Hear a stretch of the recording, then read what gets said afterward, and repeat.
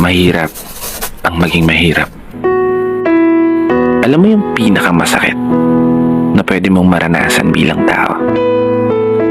Yun na yung isilang ka sa mundong ito na wala kang kahit ano.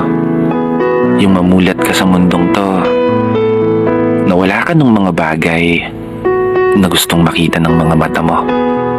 Mga bagay na taglay ng iba. Masaganang buhay na meron ng iba. Na di kaya mo. Na pagkasilang nila, agad na nilang natatamo. Kaya minsan, di ko rin maiwasan na tanungin ang kapalaran. Bakit hindi ko nagawang maranasan? Yung isilang na mayroon kang kahit ano na pwede mong pagkukunan. Meron kang mamanahin. May sariling tahanan. Yung tipong umulan man o umaraw, may laman ng mga plato sa hapagkainan. Pagkakataon na makapag-aral, hindi ka na nahihirapan, makapagtapos at magkaroon ng maayos na trabaho na siyang isusugal para sa magandang kinabukasan. Oo, mahirap maging mahirap, pero nagpapasalamat pa rin ako.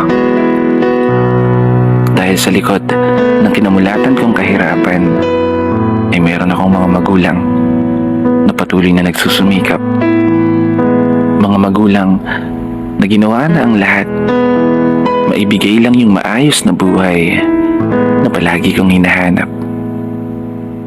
Oo, mahirap maging mahirap. Mahirap umasenso, mahirap mangarap, mahirap magtagumpay, mahirap makalap yung mga bagay na gustong mapasa kamay sa hinaharap. Kahit pa mahirap maging mahirap. Oo, namulat ako sa mundong to na isa akong mahirap. Pero pinapangako ko sa sarili ko, hindi ako mamamatay ng mahirap. Hindi ako papayag na hindi ko magagawang matupad lahat ng aking mga pinapangarap para sa sarili at para sa aking pamilya at para sa aking mga magulang. Huwag po kayong mag-alala. Ipapanalo to ng anak nyo. Papaguhin ko yung takbo ng kapalaran na meron tayo. Manood lang kayo dyan. Hindi ko to ipapadala. Dito na nagtatapos. Naiiyak ako. Kaya isang pagpupugay para sa lahat ng mga tao na patuloy sumasabay sa hamon ng buhay. Ako nga po pala si Brother Matt at ito ang aking munting tula. Sana nagustuhan nyo.